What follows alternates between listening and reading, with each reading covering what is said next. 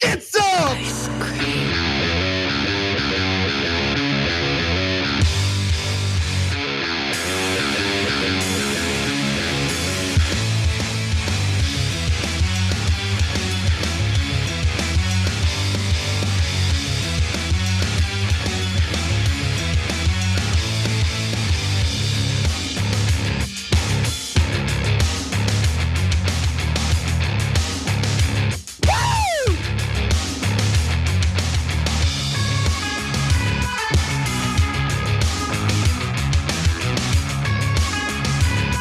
What's up, you fine people? Welcome to TYT. I'm your host, Anna Kasparian, and we have a fantastic and giant show ahead for you today. In the second hour, Helen Hong will be joining me to cover all sorts of topics, including the topic of how Zoom meetings, according to recent studies, are bad for your brain.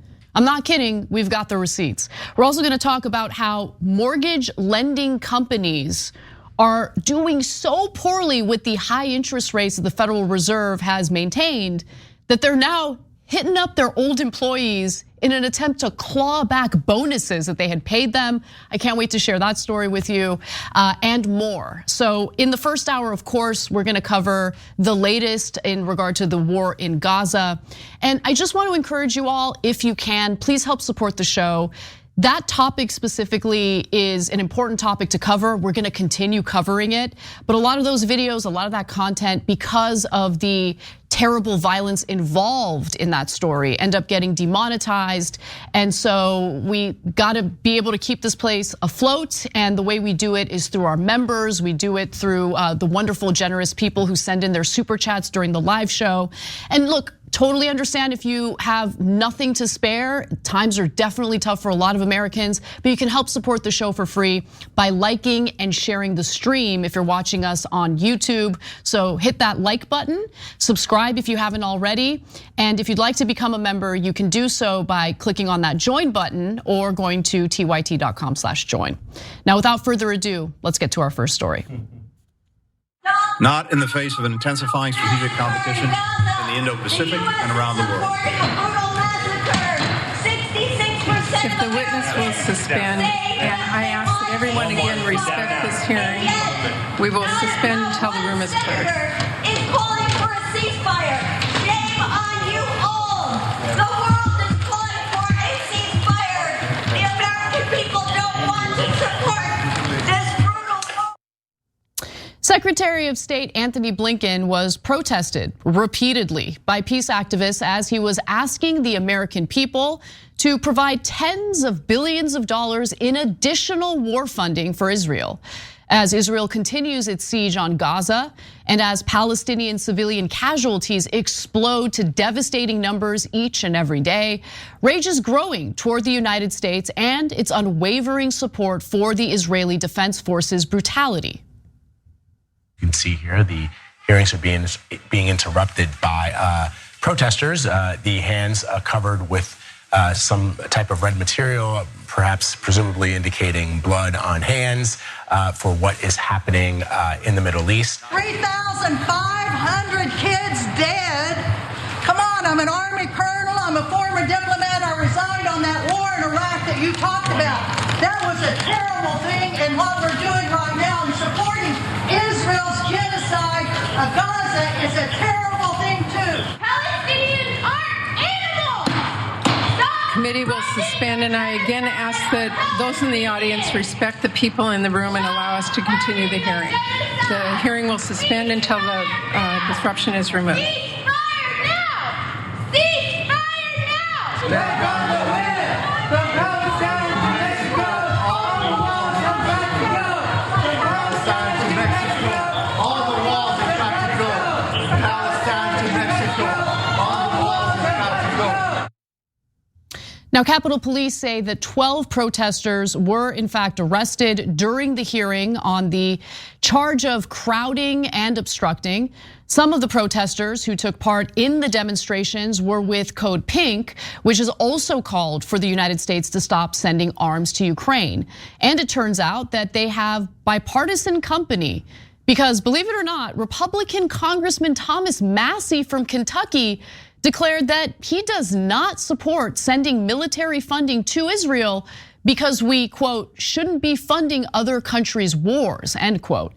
And he said this despite bullying from AIPAC.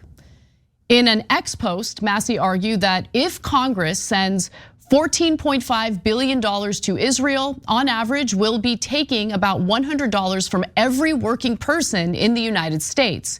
This will be extracted through inflation and taxes. And then he says, I'm against it. Now, after Massey joined House progressives like Alexandria Ocasio-Cortez, Ilhan Omar, and Rashida Tlaib to reject military support for Israel through House Resolution 771, AIPAC attacked him. But guess what? He didn't waffle. Looks like Republicans are a little stronger than Democrats. Massey says that AIPAC always gets mad when I put America first. I won't be voting for their $14+ billion shakedown of American taxpayers either. The resolution passed anyway, though, 412-10. But AIPAC tried to intimidate Massey one last time, arguing that he had accused Americans supportive of Israel of dual loyalty to Israel, which of course he didn't do. I'm happy to share that that tactic didn't work on Massey either. He says this baseless smear is meant to intimidate me into voting to send $14+ billion of your money to a foreign country. Please let AIPAC know we are broke and these tactics don't work on this congressman. That's incredibly strong. Now, Massey has condemned the October 7th Hamas attack on Israel, but he said he also opposes the resolution because it calls for sanctions, which he does not support. In addition, the resolution included foreign aid commitments, which he is also not in favor of. The $14.3 billion aid package for Israel would include $1.2 billion for the development of the Iron Beam defense system and $4 billion for Israel's Iron Dome and David's Sling defense systems. So I have no problem with providing some funding for the defense systems, but in other words, the bulk of that military aid to Israel would actually be offensive weaponry, with just $5.2 billion of the $14.3 billion allocated toward defense systems. Now, Massey deserves a world of credit for basically taking a stance and going as far as joining progressives in Congress to do it. And it is deeply immoral to provide weapons to Israel with no strings attached. More than 8,500 civilians have been killed due to the IDF's bombardment. The northern half of the Strip has been told to evacuate their homes and go to the south, where they were told they'd be safe. Now, this of course has displaced more than 1 million people, but the IDF continues to bomb the south anyway. They have admitted as such. Israel has also continued its blockade of desperately needed fuel into Gaza so hospitals can power their equipment and keep wounded Palestinians alive. Humanitarian aid is severely restricted by Israel and was completely blocked for weeks, denying Palestinians food and water. The White House supports this in our name. They expect us to fund this brutality. I just want to ask, are we really okay with that? And I want to go back to Anthony Blinken's statement to the Senate Appropriations Committee, because I do find it incredible how often the White House officials say the quiet part out loud these days. It will help countries transition to military and defense equipment that's made in America. The supplemental will make critical investments to protect the security of Americans here at home. That includes addressing the hemispheric challenge of irregular migration, strengthening our defense industrial base to ensure our military continues to be ready, capable, and the best equipped fighting force in the world, and that we remain the arsenal for democracy. More than $50 billion of the security assistance funding will replenish US military stocks, strengthen our defense industrial base, and will be spent through American businesses. Spent through American businesses. Arsenal of democracy. Sure sounds Orwellian given the context in which he made those statements. It's also clear that US business interests are top of mind for these war fiends. Consider the profits enjoyed by American defense contractors as a result of America's preemptive war in Iraq. The following numbers actually comes from a March 2013 analysis. So with that in mind, by 2013, an analysis by the Financial Times revealed the top 10 contractors secured business worth at least $72 billion between them. None has benefited more than KBR, once known as Kellogg, Brown and Root, according to the FT. The controversial former subsidiary of Halliburton was once run by Dick Cheney, who of course was the vice president to George W. Bush. KBR was awarded at least $39.5 billion in federal contracts related to the Iraq war in the first 10 years of the conflict. Blood money, which is probably why the demonstrators at the Senate Appropriations Committee hearing used a red substance, paint likely, on the palms of their hands to illustrate how the United States government has blood on its hands. Now I want to move on to another story, because as we continue covering what's happening in Gaza, obviously day by day the death toll of Palestinian civilians increases, and there's been this ongoing trend of denialism in regard to the number of people who have lost their lives, innocent civilians who have lost their lives.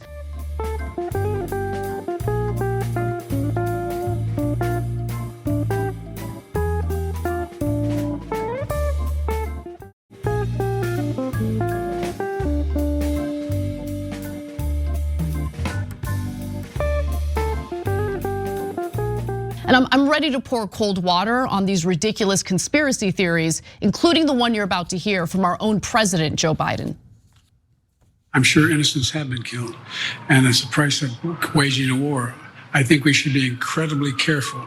I think not we, the Israelis should be incredibly careful to be sure that they're focusing on going after the folks that are propagating this war against Israel. And it's against their interest when that doesn't happen. But I have no confidence in the number that the Palestinians are using.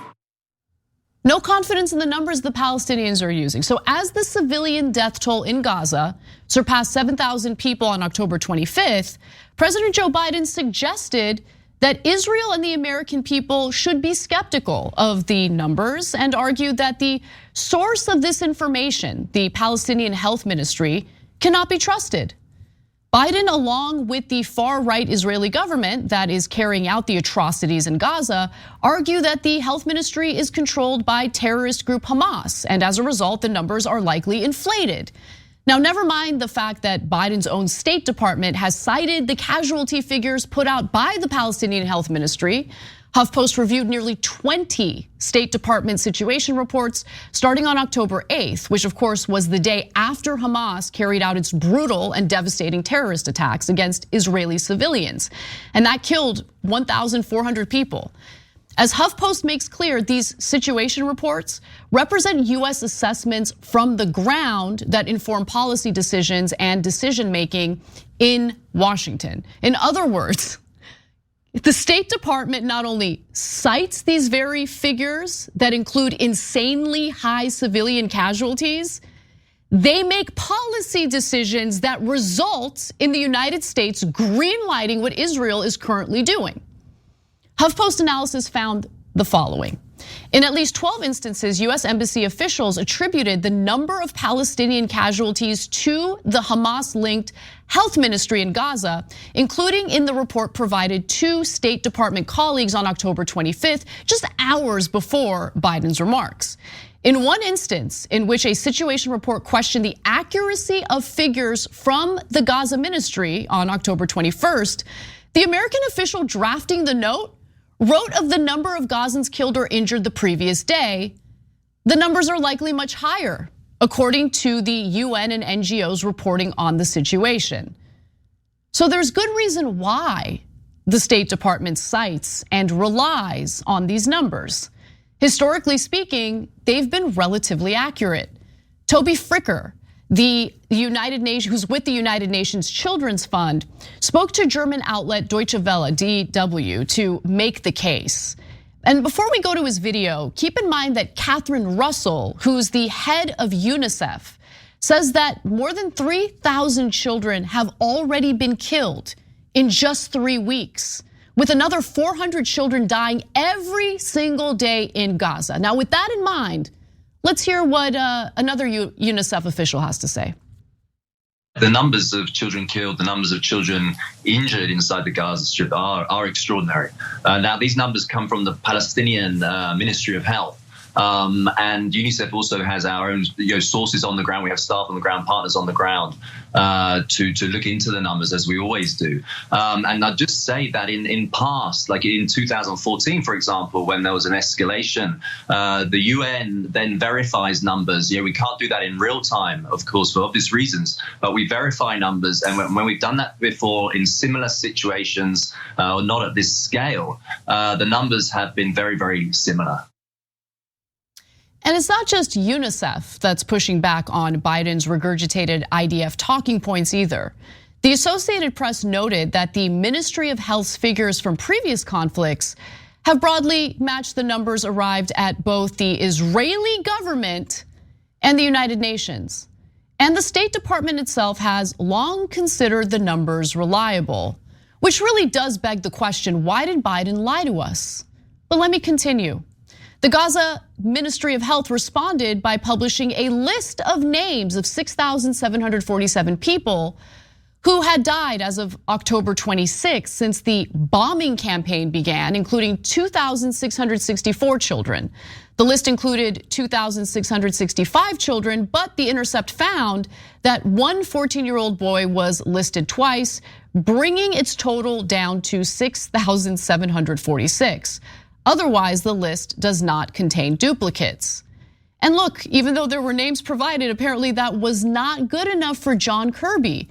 That's Biden's National Security Council coordinator for strategic communication, even though his strategic communication sucks balls. He made this shameful statement during a press conference following the release of the list of names. Take a look.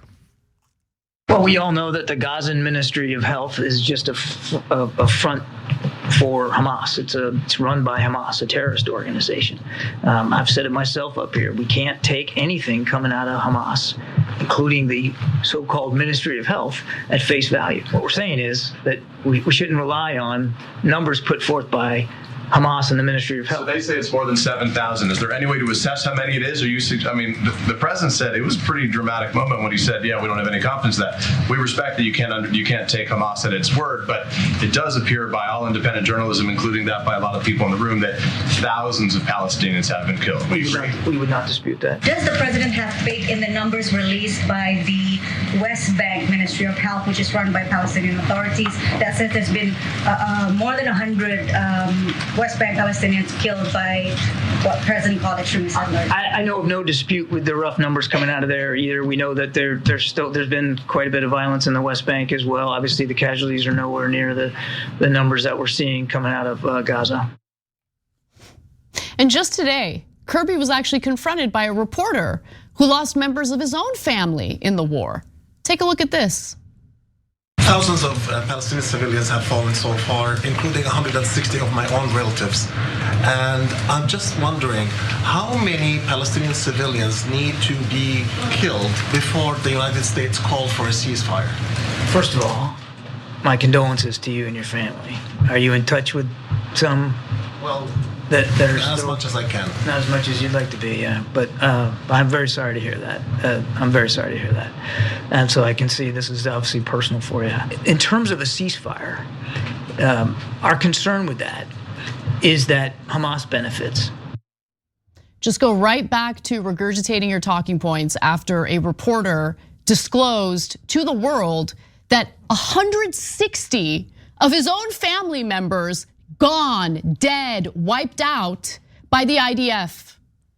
Okay, are you able to be in touch with, Kirby realized halfway through his response, you probably aren't able to get in touch with 160 of your family members who have died as a result of the IDF's brutality in Gaza, which has complete disregard for the lives of innocent civilians. And by the way, Kirby isn't just ignoring the sound analysis of humanitarian groups that are on the ground, who tend to corroborate the numbers reported by the Palestinian Ministry of Health. He also decides to discredit journalists who have done their own analysis. Ryan Grimm and Prem Thacker at The Intercept took a look at the list of names released by the health ministry, and here's what they found. Prior to the release of the list, Maram al-Dada, a Palestinian who was born and raised in Gaza but now lives in Orlando, Florida, had told The Intercept about the deaths of 7 relatives on his father's side of the family and 30 on his mother's side, and in and around Khan Yunis. Now, a week later, the number had risen to 46 total.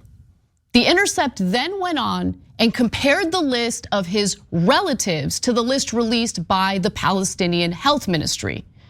The list of those killed includes 4 different last names, 30 members of one branch of the family, 9 from another, 4 from a third, and 3 from a fourth. Of those 46 members of al-Dada's family so far lost in the war, 43 appear on the list, from the littlest, a baby girl not yet 1, to the oldest, a 71-year-old grandmother. In other words, the list put out by the health ministry was an undercount, not an overcount, not an inflation of civilian deaths. These numbers and the details of the victims are so brutal and difficult to stomach. Entire families are being wiped out, and this brutality is being shrugged off by the West as mere collateral damage. It was disgusting when the US State Department referred to civilian deaths that way in our Middle East wars, and Israel really shouldn't be held to a lower standard. Unlike Biden or Kirby, there are some who have enough of a conscience to stand against what the IDF is carrying out. A top United Nations official in New York has just resigned, arguing that the UN is failing to address what he calls a textbook case of genocide.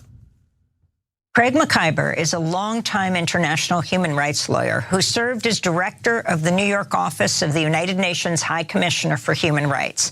He'd worked at the United Nations since 1992 and lived in Gaza in the 1990s. In a letter addressed to the UN High Commissioner for Human Rights, Volker Turk, Craig McIver wrote, "In Gaza, civilian homes, schools, churches, mosques, and medical institutions are wantonly attacked as thousands of civilians are massacred. In the West Bank, including occupied Jerusalem, homes are seized and reassigned based entirely on race, and violent settler pogroms are accompanied by Israeli military units. Across the land, apartheid rules."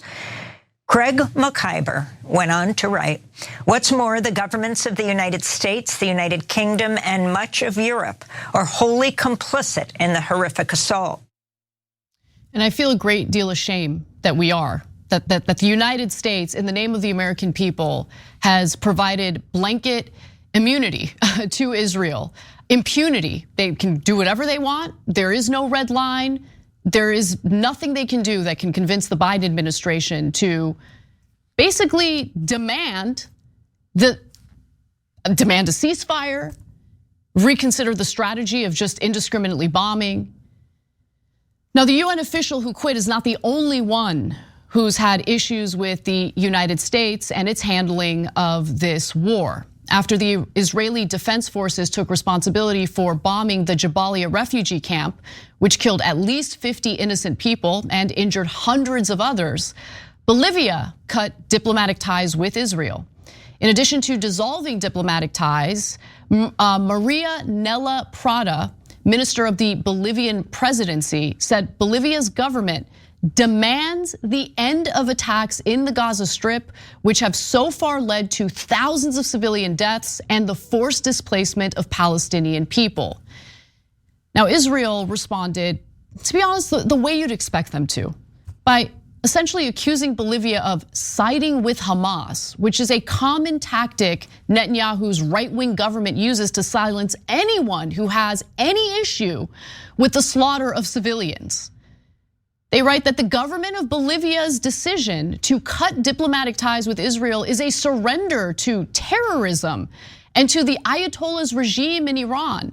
By taking this step, the Bolivian government is aligning itself with the Hamas terrorist organization. It's just absolutely pathetic. Now, Israel remains undeterred. As long as they have the support of the United States, that's gonna be the case. So the IDF decided to bomb that same refugee camp again today After the outrageous initial airstrike, Chile and Colombia have decided to recall their ambassadors to Israel as a result. Obviously, the denialism surrounding the death toll is an admission.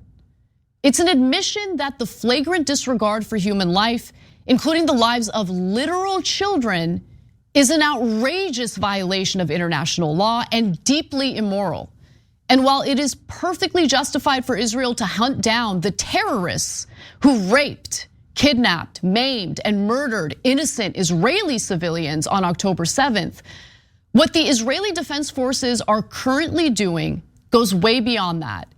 Israel is not entitled to engage in the casual and brazen slaughter of thousands of innocent people. As of Tuesday, October 31st, at least 8,525 Palestinians have been killed and more than 21,543 injured. Israel is also not entitled to carrying out the displacement of literally millions of people. In the end, this will do nothing to keep Israelis safe. As foreign policy analyst and University of Miami visiting professor Rula Jabril notes here.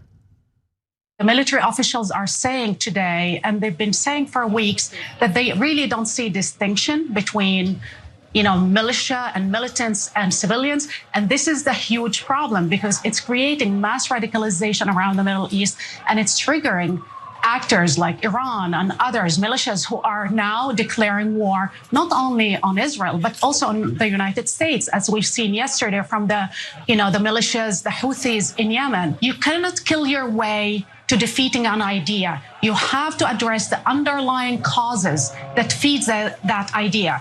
Killing thousands and thousands of civilians strengthening that idea. We need a ceasefire now. Anyone who calls for a ceasefire is not aligning with Hamas, is not supportive of terrorism, but rather supportive of keeping innocent civilians alive.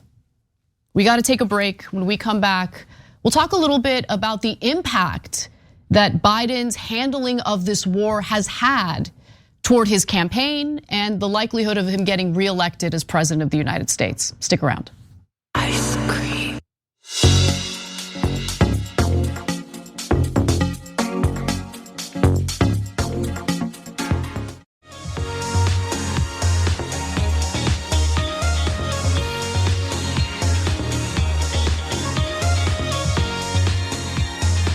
Welcome back to the show, friends. Just want to say a special thank you to all of our new members, including Liv Cleveland, Daniel Spadafora. We've got Leah Loha, Isha 89, and thank you to all who gifted memberships, including Mr. Anderson, who gifted 5 memberships, William Zaragoza, who gifted 1, and Bronco, who gifted 5 TYT memberships. Thank you for supporting the show and the work that we do here. We have a voice because of you. We would not be able to do this without you.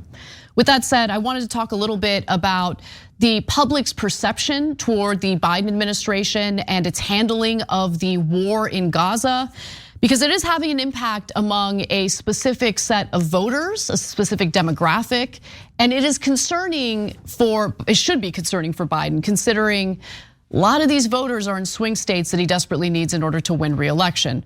Now, I want to be clear, I do not begrudge anyone who voted for Biden and is now turning around and saying, nope, can't do it, I'm not gonna vote for him now. And I don't begrudge those people because what is currently happening to innocent civilians in the Gaza Strip and the US government's cover for that behavior and those war crimes is egregious. And anyone who has moral issues with it, honestly, I think is correct for having issues with it. So with that said, let's get to the details. Biden's unwavering support toward Israel's brutal siege of Gaza has had a pretty massive impact on his support among Arab Americans, which is something incredibly concerning for a president who just barely won in the swing states. Now, a poll by the Arab American Institute shows that now just 23% of Arab Americans identify as Democrats due to Biden's handling of this war. Now, this is the first time a majority reported that they do not support Democrats since the Institute began tracking party identification in 1996.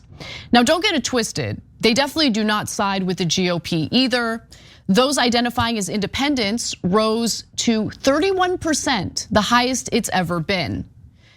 And there are good reasons for why they just don't want to be identified as Democrats anymore. Look, we're not silly. We know that we know what Trump has done to our communities, says Amir Zar, the president of the Dearborn-based New Generation for Palestine. But when it comes to the Israeli-Palestinian conflict, he continues, the policies are basically the same, except when Trump does it, you get some pushback from the Democratic Party. You know, because the partisan squabbles are way more important than doing the right thing. If Trump wants to do something, Democrats have an issue with it. But then they'll turn around and do the same thing when they're in power. It's pretty gross. And Arab Americans are realizing that now. Now, making matters worse for Biden in his quest for electoral victory is this. The same poll found that only 17% of Arab American voters say they will vote for Biden in 2024, a staggering drop from 59% in 2020. Now look, Biden obviously needs to win states like Michigan in order to be the victor of the general election. But things are not looking good because of the fact that there's a massive Arab population residing in Michigan. The poll results are likely to increase concerns among Democrats about Biden's standing with Arab Americans heading into 2024, particularly in Michigan, where roughly 277,000 Arab Americans call home, and Biden won in 2020 by just 155,000 votes. So if they decide, we're gonna sit this one out, we're not gonna vote for the guy who has repeatedly justified the brutal bombardment of Gaza, which has led to thousands of innocent civilian deaths. Now, the smaller Arab population or the smaller Arab American populations in Pennsylvania and Georgia were also larger than Biden's margins of victory there. All three states are ones Biden flipped after Trump won them in 2016. And remember, Biden's very likely to go up against Trump again. And if he needs to rely on those Arab American votes in order to win the election, things are not looking good for him. And look, it is not just Arabs who are now speaking out against Joe Biden. Zogby, a decades-long member of the Democratic National Committee, notes that the shift away from the Democratic Party among Arab Americans can be seen across the board. Among the old and the young, the naturalized citizens and the native-born Americans, as well as among Catholics, Orthodox Christians, and Muslims. The community is feeling a certain sense of cohesion, and Joe Biden and Israel brought them together, he says. Additionally, a Data for Progress poll found that 66% of Americans support a ceasefire in Gaza because Americans are good people. And our government, unfortunately, increasingly is not representative of what we want. And I really hope that the global community understands that, because as you see press conference after press conference featuring, various State Department officials providing cover for Israel's brutality, I don't want anyone to make the mistake in the global community that the United States consists of a giant population of people, the majority of whom are in favor of ethnic cleansing in the Gaza Strip. We are not. Again, 66% want a ceasefire. And it's important to also note that conflating these Americans with anyone who has made justifications for Hamas and its brutal and disgusting terrorist attacks is a liar. Two things can be true. You can be against what Hamas did, as I am, as many people in the United States happen to be, while also seeing what the IDF is doing in the Gaza Strip and standing against that as well. That's where I'm at, for a whole host of reasons, other than the immorality of what's currently going on. Long term, this is not gonna keep Israel safe, and I worry about what this means for Israeli civilians in the long run. But let's get back to the polling, and more importantly, let's get back to what previous administrations did when there was fighting among Israelis and Palestinians, because I was pretty shocked to learn that back in 2002, George W. Bush, of all people, George W. Bush, a noted war criminal, okay, actually decided to speak out against some of Israel's military operations and the high Palestinian civilian death count that resulted from some of them. So Bush issued one of the sharpest rebukes against Israel today. This is a New York Times piece from July 23rd, 2002, denouncing as heavy-handed the attack that killed a Hamas leader and expressing regret over the loss of innocent life. So I'm gonna give you Ari Fleischer's statement in just a moment, but it's really important for you all, before I get to it, to keep in mind that the IDF bombed the largest refugee camp in Gaza both yesterday and today. This was a refugee camp in Jabalia. At least 50 people have reportedly died as a result of that bombing. 50, at least. It's likely more. Keep that number in mind as I continue with these quotes. This heavy-handed action does not contribute to peace, said the president's chief spokesman, Ari Fleischer.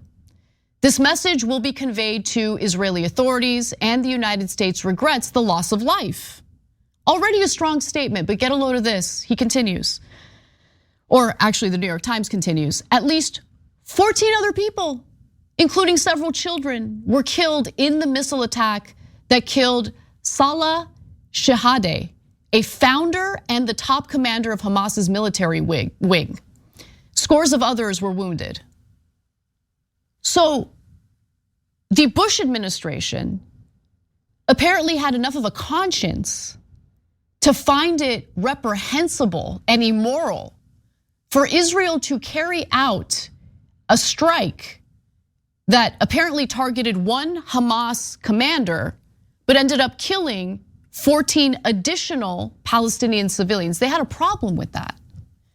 You can't even get the Biden administration to put out a single statement about the disgusting bombing of a refugee camp, both yesterday and today in Jabalia.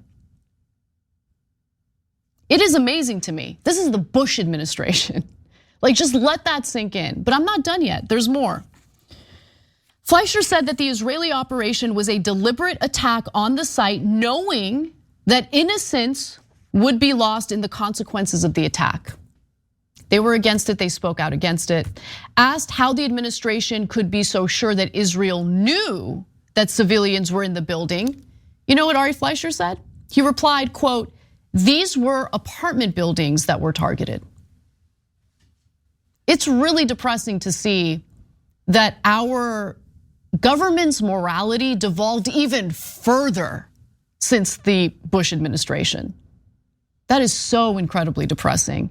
And we can also give Ronald Reagan credit for his willingness to hold Israel accountable as well.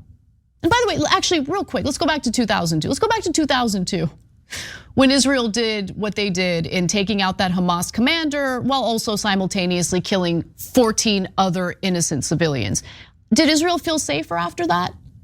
Did that end the war? You see how this keeps happening over and over and over and over and over again? How does this keep anyone safe? Hamas still thriving after taking out that commander in 2002, but they're gonna use the same strategies over again. And we're all supposed to sit here and pretend that this is gonna work. It's not gonna work. Now let's get to Reagan. In addition to not vetoing UN resolutions, which the US loves to do now, by the way, Reagan took several actions that many in Israel and the United States perceived as anti-Israel. For example, on June 7th, 1981, less than 6 months after Reagan took office, Israel launched a surprise bombing raid on the Iraqi nuclear reactor in Osrak, and in doing so, violated the airspace of Saudi Arabia and Jordan. Reagan not only supported UNSC Resolution 487, which condemned the attack, but he also criticized the raid publicly and suspended the delivery of advanced F-16 fighter jets to Israel. Kind of incredible. I mean, these are two Republican presidents who apparently didn't have any problem with condemning some of the military missions and actions taken by the IDF. In August of 1982, I'm not done yet, obviously, when Israeli forces advanced beyond southern Lebanon and began shelling the Palestinian Liberation Organization, PLO, in Beirut, Reagan responded with an angry call to the Israeli Prime Minister, Menachem Begin, demanding a halt to the operation. The Biden administration can't be bothered. There is no red line. We support them no matter what they want to do, regardless of how counterproductive the military actions are, regardless of how many innocent civilian lives are lost. All we hear is the same talking points regurgitated at us over and over again as if we're morons. Israel has a right to defend itself. Yes, true. They do have a right to defend themselves. They don't have a right to carry out ethnic cleansing, though. They don't have the right to commit war crimes. Oh, well, what could we do? Hamas was using human shields. That's not a justification to just bomb refugee camps, mosques, hospitals, churches. Not an excuse. Just like it wouldn't be an excuse if our government carried out these same crimes. We spoke out against it when it was happening in the Middle East by the United States government and the military. And I'm not gonna pretend as though Israel should get special treatment and we should pretend as though everything they're doing is okay because they have the right to defend themselves. No, if I'm willing to criticize my own government for carrying out war crimes, you better believe I'm going to aggressively and forcefully do the same when it comes to our allies when we're funding their war. And if that offends people, go ahead and get offended. It's apparently something I love to do here on this show. But you're always gonna get straight talk from me. And what Israel is doing is wrong. We need a ceasefire now. We gotta take a break. When we come back, we're gonna talk about the disgusting anti-Semitism that's taking place here in the United States. We're gonna condemn it as it should be and give you the details on what's happening. We'll be right back.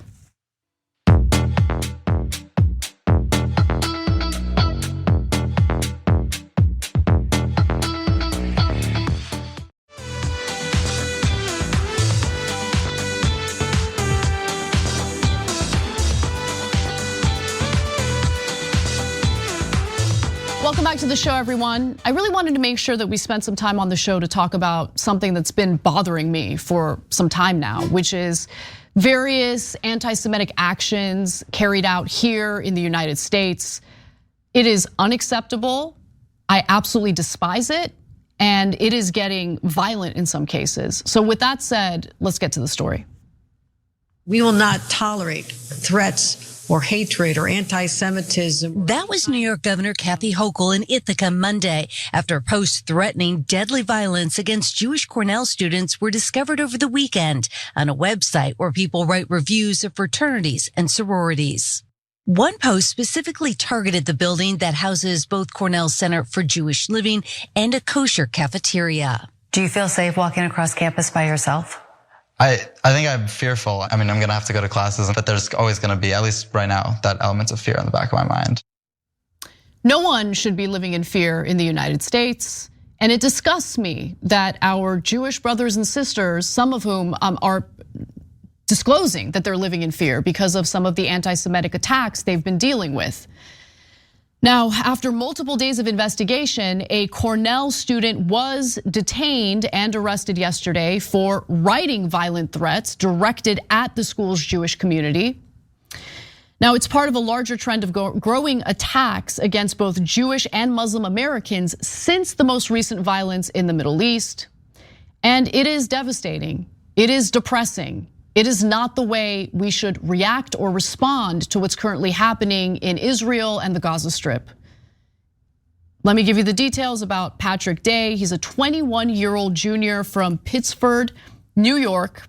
He was charged with posting threats to kill or injure another using interstate communications, and that's according to federal prosecutors.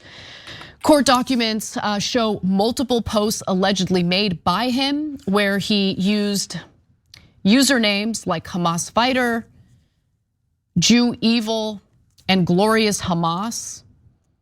Now, I want to warn you all, I'm going to read some details about what he posted. They're disgusting, difficult to read, difficult to share, and it could be triggering and graphic for some of you. But with that warning, I'm going to go ahead. The complaint alleges that Day posted threatening messages to the Cornell section of an online discussion site, including posts calling for the deaths of Jewish people and a post that said, "Gonna shoot up 104 West." Now, 104 West is actually a Cornell University dining hall that caters predominantly to kosher diets and is located next to the Cornell Jewish Center. So that context matters. It's really important to know that. Now, in another post, he allegedly threatened to stab and slit the throat of any Jewish males he sees on campus, to rape and throw off a cliff any Jewish females, and to behead any Jewish babies. In that same post, he threatened to bring an assault rifle to campus and shoot all you pig Jews. Just absolutely disgusting. Now, following reports of these threats, police stationed outside of Cornell's Center for Jewish Living were positioned there as the FBI investigation was underway. So luckily, Cornell ensured that there was some protection for Jewish students, which I think was the right thing to do. They should not live in fear. They should not be in an environment where they fear for their lives. This is so stupid. Any kind of hate, whether it's Islamophobia or anti-Semitism, is unacceptable, period. And by the way, criticism toward the Israeli government is fine, just like criticism toward any government should be considered acceptable. That is very different from anti-Semitism or directing hate toward Jewish people, whether it be Israelis living in Israel or Jewish individuals living here in the United States. In another post, now following the reports of these threats, as I mentioned, they positioned some police outside of Cornell's Center for Jewish Living. Now investigators also traced the posts that he made to his IP address, which is how authorities found him and arrested him. Now his parents say that he suffers from severe mental health issues and that they were concerned that he was on the brink of suicide. "My son is in severe depression. He cannot control his emotion well due to the depression. No, I don't think he committed the crime." Now his first court appearance is scheduled for today, and if convicted, he could face up to 5 years in prison, a $250,000 fine, and 3 years of supervised release. So we'll see what happens with this case, but obviously these types of threats terrorize people and are unacceptable. And I'm glad that the authorities did something about it, because oftentimes we cover these like mass shooting events, and then we find out that there were all sorts of red flags and warning signs that everyone ignored. In this case, I'm super happy that they didn't ignore this, that they looked into it, and that they're continuing to investigate and have detained this individual. Now, with that said, despite the violent threats, Cornell's Jewish community says they will be resilient, and that makes me super happy. So let's hear from them. It is legitimate to be scared. Rabbi Ari Weiss is the executive director of Cornell Hillel and the grandson of Holocaust survivors. The post that we saw, which called for Jewish people to be murdered, right? That is not about Israel at all, right? That is a specific threat. That is incitement. That is hate speech. Are you going to change anything about your schedules or how you could go about campus in wake of this? That's what they want. They want to break your spirit. They want to get to you and to stay strong, to stay true to who you are. And that's how you win. Totally agree. And what makes me feel a little bit better, again, is that a 24/7 police presence will be maintained outside of the Jewish Living Center at Cornell.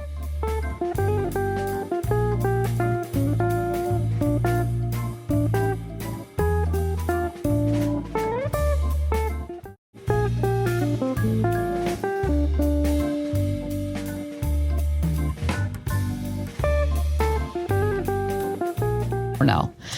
Now I want to move on to something else that's been transpiring in the United States in various big cities, because I just don't understand why anyone would feel the need to do this. I don't understand the lack of humanity. It has to do with posters that you may have come across featuring some of the hostages who were kidnapped by Hamas terrorists on October 7th. So let's give you the details on that. So on college campuses and cities around the world, people keep getting caught basically ripping these posters down. And again, they feature information about the civilians who were captured by and are now used as hostages by Hamas. In the weeks since the war in the Middle East, the kidnapped posters created by an Israeli street artist have been spread in public spaces across the US, Europe, and beyond. And they're available to anyone online. So if you want to help share information or spread information about these hostages, you can easily print them out and post them in your own neighborhood. But apparently that upsets some people. Apparently sharing information about innocent civilians who were kidnapped by terrorists upsets some people. And so they get caught tearing the posters down. And I find that despicable. Here are just two examples of what the posters look like. And I think these examples are really important because in one of them, you see literally a 9-month-old baby. And then in the second one, you see a 2-year-old girl, an Israeli German girl who was also kidnapped by Hamas. Imagine seeing that and feeling the need to tear it down. So the flyers have angered some. I want to say some, it's really important not to just conflate these despicable people with individuals who want peace, who have been calling for a ceasefire, who find what Hamas did horrible, objectionable, and disgusting, okay? They're not all the same, and it's really important to keep that in mind because I see this effort by Israel's right-wing government to conflate the two. I see some in America trying to conflate the two. Do not conflate the two. With that said, the flyers have angered some pro-Palestinian activists, many of whom have been caught either ripping them down or covering them up. I want to show you a few examples. Are you pro-Hunter? Don't worry about it. Don't worry about it. No. Don't worry about it. Okay, you will be all over the news. Don't worry about it. All over the news. Don't worry about it. Don't worry about it. Why are you tearing them down? Innocent people were kidnapped. People killed the hospital. I sent to every single firm. See your name. Look what they're doing. They're doing over these hostage signs. The children are dying in Israel. Look what they're doing.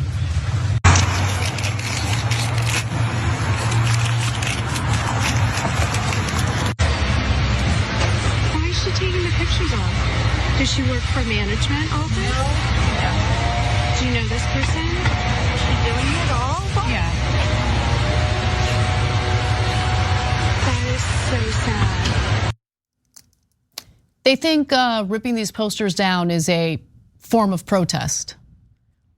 How are you winning anyone over? And how are you making anything better by ripping down posters of innocent people who were taken hostage by Hamas? I just don't understand people, man. Removing the posters has quickly emerged as its own form of protest, a release valve, and also a provocation by those anguished by the Israeli government's treatment of Palestinians in the years before October 7th, and since the bombing of Gaza began. Obviously, I have a huge problem with the Israeli government's treatment of Palestinians. We've covered that endlessly on this show. I also have a huge problem with ripping these posters down because your enemy isn't literal 9-month-old babies who were taken hostage by Hamas. Some participants don't seem to have thought that their actions, they haven't really thought through their actions much at all. Let's just put it that way. I'll give you an example. So a woman in Brooklyn who spoke on the condition of anonymity because she said her family would be upset by the publicity. Maybe you should reconsider your actions then, okay? Said she had torn down kidnapped posters after a friend in a group chat for activists encouraged her. The posters, she said, the friend told her, amounted to anti-Islamic war propaganda. So I said, cool beans, let's take them down. Yeah, but do you guys not understand that you are helping to discredit well-meaning, good faith individuals who want peace, who want a ceasefire, who do not want to justify what Hamas did, but also do not want to justify the Israeli government's response and reaction to that terrorist attack. Do you not understand that? But is it all about me? Because that's what I noticed time and time again. Oh, I'm feeling something, my emotions are overwhelming, so I'm gonna carry out something without thinking about, first of all, how awful and immoral it is, but also how, tactically speaking, how stupid it is. Just the selfishness and the immorality of it. And I'm sorry, I know I keep using immoral over and over again, but I mean, how else are you gonna respond to this garbage? Others insist that they're just trying to ease the tension, that the posters are actually leading to more tension between, Muslims and Jewish people in these communities. In one instance, a man says, you should be ashamed of yourself as he watches two young people at the University of Southern California, USC, rip the posters down, put them in the trash. One of the young people responds as follows: they're making the conflict worse. I'm not a fan of Hamas. No, you're making the conflict worse here in the United States. Don't rip down the posters. It's stupid. It's so stupid, and that's honestly a weak ass excuse. A dentist in Florida, Dr. Ahmed Al-Kusa, was actually fired from his practice last week after cameras captured him and another man taking down the flyers in Miami. But Al-Kusa's lawyer explained to local news that his client simply wanted to ensure that there's no conflict here in Florida. And when he saw those posters, he was just concerned that they may lead to an escalation in conflict. There's a sizable Jewish population in Florida. I would guess that if they see you tearing down those posters of hostages, that would actually lead to increased tension and conflict. So again, what a weak ass excuse.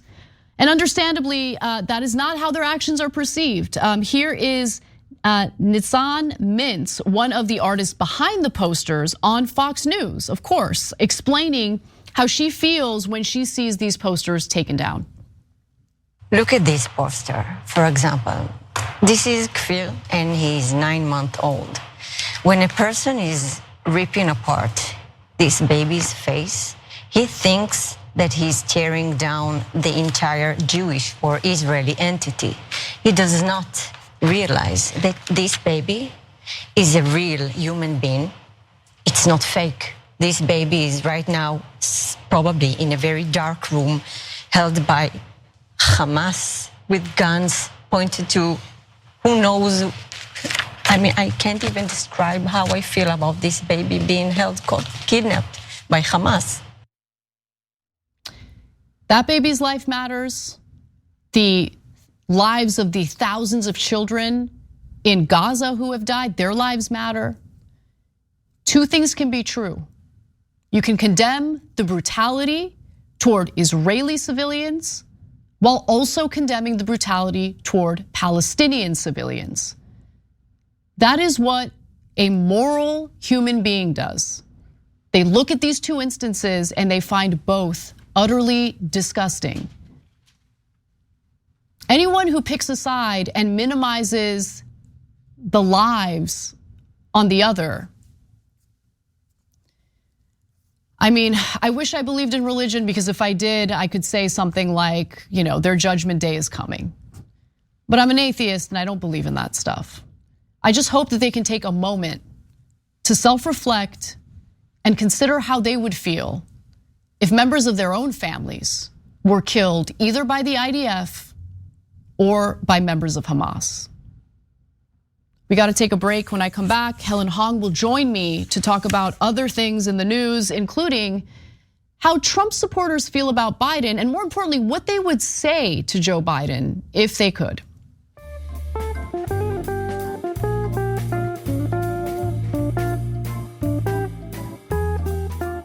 Thanks for listening to the full episode of The Young Turks. Support our work, listen ad-free, access members-only bonus content, and more by subscribing to Apple Podcasts at apple.co/TYT. I'm your host, Cenk Uygur, and I'll see you soon.